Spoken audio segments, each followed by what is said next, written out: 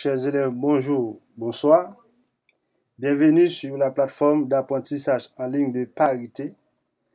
Le professeur de physique Jean-Colbert Casimir est à nouveau avec vous pour la correction d'un texte de physique proposé aux examens d'octobre 2020, titré Accélération. Ce texte comporte deux parties. Immédiatement, nous allons commencer avec la première partie. Transcrire les phrases suivantes en les complétant convenablement. Dans la région centrale d'un solénoïde parcouru par un courant, le champ magnétique est dit uniforme. Les lignes de champ sont des droites parallèles. Question 2. Le facteur de puissance d'une bobine réelle est égal au quotient de la résistance par l'impédance de la bobine.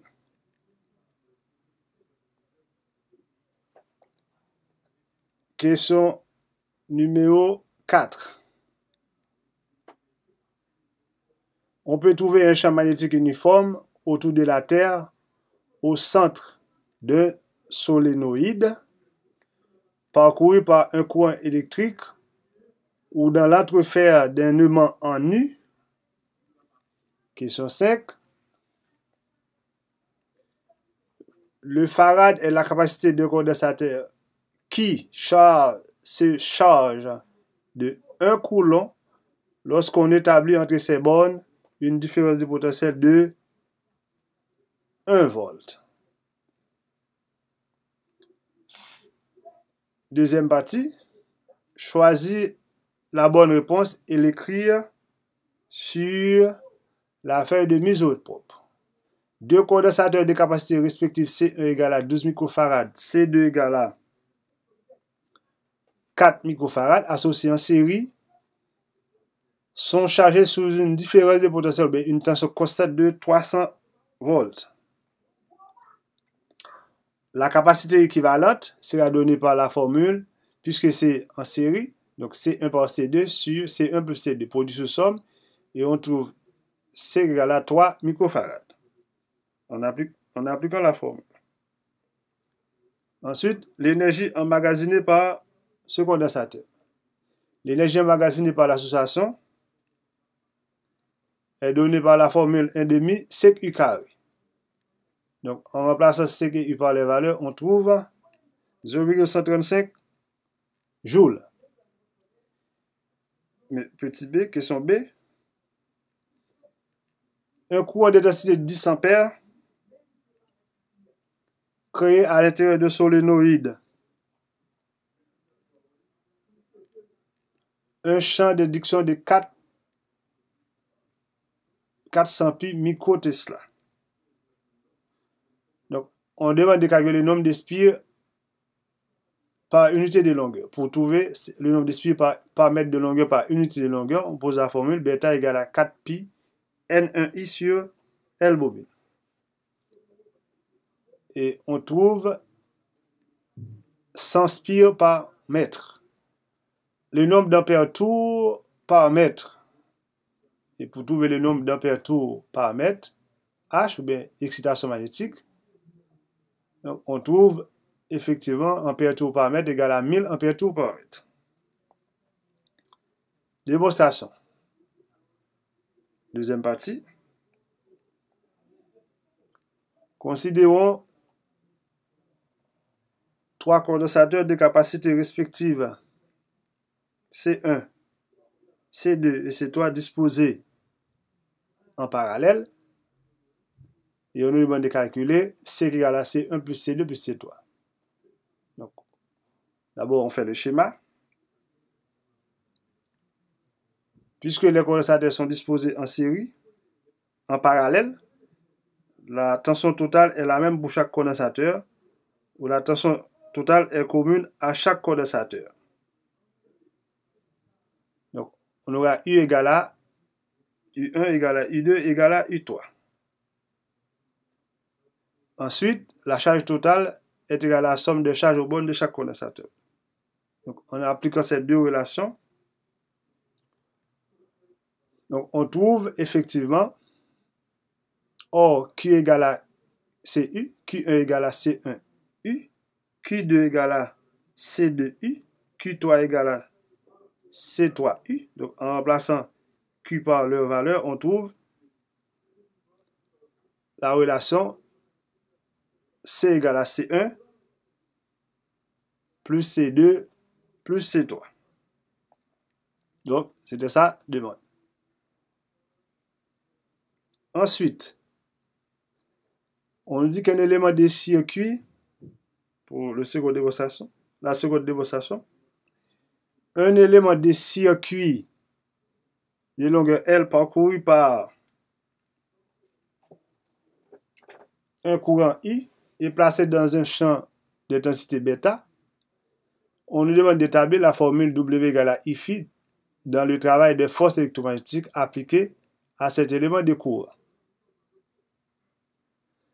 Donc, pour faire cette démonstration, on doit faire le schéma. Et dans le schéma, on montre qu'effectivement, le conducteur se déplace MM', MN se déplace sur les deux rails à l'aide de l'action lorsqu'on fait passer le courant et sous l'action de la force électromagnétique.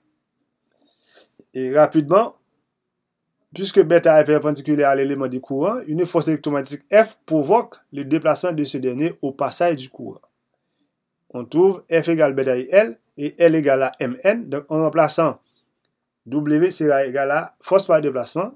En remplaçant force par sa valeur, déplacement par sa valeur, on trouve effectivement travail égal à bêta IMN MM'.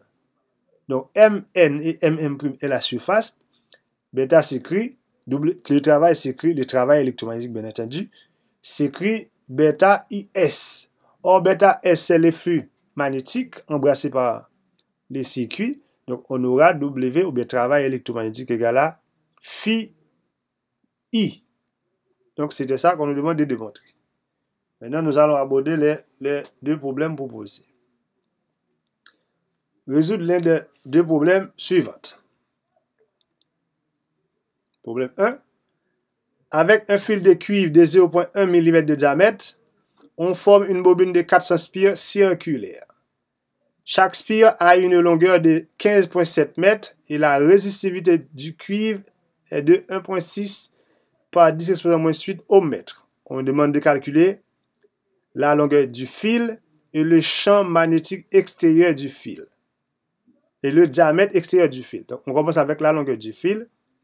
Et pour trouver cette longueur, on pose la formule L fil égale à N S N fil pour un spire multiplié par le nombre de spires. Donc, puisqu'on vous donne la longueur pour une spire égale à 15,7 mètres, on remplace par leur valeur, multiplié par le nombre de spires égale à 400. Et rapidement, on trouve 62,8 comme longueur de fil. Ensuite, on demande de calculer le diamètre extérieur. Diamètre extérieur, donc, on peut utiliser la formule petit n égale à L bobine sur diamètre extérieur. Or, N est égal à TNC, N par C, le nombre de couches. Donc, N est égal à N sur C. Donc, cela permet d'écrire N égale à 400 divisé par 1. Donc, N, c'est le nombre de spires par couche, est égal à 400 spires par couche. Donc, on remplace N par sa valeur dans la formule. On trouve rapidement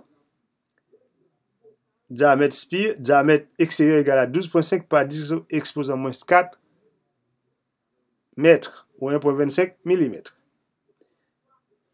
Ensuite, on nous demande de déterminer la résistance de la bobine. Cette résistance est donnée par la formule ρ L fil sur S fil. Donc, on doit déterminer la surface de fil. Rappelez-vous que la surface de fil n'est pas égale à la surface de la bobine.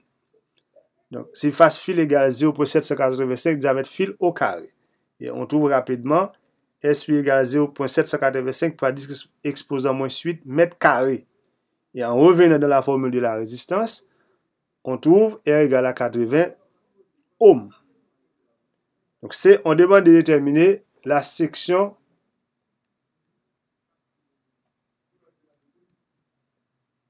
d'Espire, la surface d'Espire. S bobine égale 0,785 diamètre bobine au carré. Donc, on trouve S égale à 19,625 par 10 exposant moins 4 mètres carrés. Et dans le on demande de calculer l'intensité du champ magnétique donné bêta égale à 4 pi par 10 exposant moins 7 NI sur L bobine. Donc, on trouve bêta égale à 0,2 millitesla. Deuxième problème.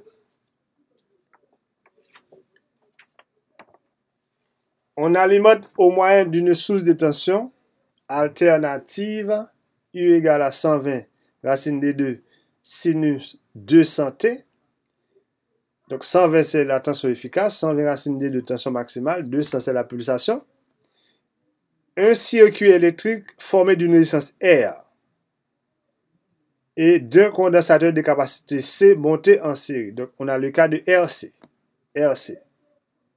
Ce condensateur affiche une impédance de 50 ohms. C'est l'impédance du condensateur. On demande de calculer la capacité C de ce condensateur. Donc, puisqu'on connaît l'impédance du condensateur, on peut poser ZC égale à 1 sur C oméga.